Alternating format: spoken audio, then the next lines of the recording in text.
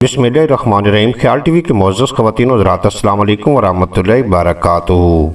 मैं हूं आपका दोस्त मोहम्मद अली खिज़र। आज की इस वीडियो में माह रमज़ान में मैदे को तेज़ाबियत से बचाने का आसान तरीका आपको बता रहे हैं। रमज़ानुल मुबारक के रोज़े रखने के बायस अक्सर अफराद तेज़ाबियत की ज़द में आ जाते हैं, हालांकि वो अफ्तार में बहुत परहेज़ भी करते हैं, तली हुई चीज़ें नहीं खाते। इसके बावजूद भी सहरी में बहुत ज़्यादा तेज़ाबियत हो जाती है। डॉक्टर्स मशवरा देते हैं कि दही इंसानी सेहत के लिए बहुत मुफीद और कैल्शियम से भरपूर ग़िज़ा है। दूसरे अल्फाज में ये एक मुकम्मल ग़िज़ा है। मैदे में तेज़ाबियत से बचाव के लिए दही की लस्सी इंतहाई मुफीद है। इससे मैदा भी दुरुस्त रहेगा, तेज़ाबियत भी नहीं होगी। दही 1 कप, छोटी इलायची 2 अदद, 7 पुदीना 1 चम्मच, इन तीनों को ब्लेंड करके लस्सी बनाकर फ्रिज में रखें।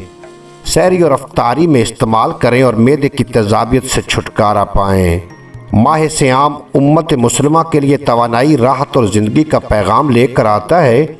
इस माह मुक़द्दस में संगीन अमराज में मुब्तला अफराद के लिए रोज़ा रखना किसी इम्तिहान से कम नहीं।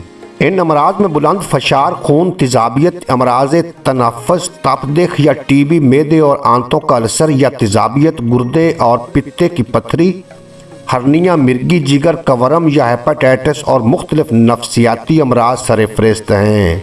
माहिरीन का कहना है कि मालिज के मशवरे के बाद इन तमाम अमराज के साथ रोज़ा रखना मुमकिन है, लेकिन सहर और अफ्तार में दवा का इस्तेमाल लाजिम होता है और अद्वियात के औकात मुकर्रर किए जाते हैं। उम्मीद है आज की ये मुख्तसर वीडियो आपको पसंद आएगी। अगर वीडियो पसंद आई हो तो चैनल को सब्सक्राइब फरमा के बेल नोटिफिकेशन को प्रेस करना, ताकि मुस्तक़बिल में अपलोड होने वाली तमाम वीडियो बर वक्त आप तक पहुँचती रहें।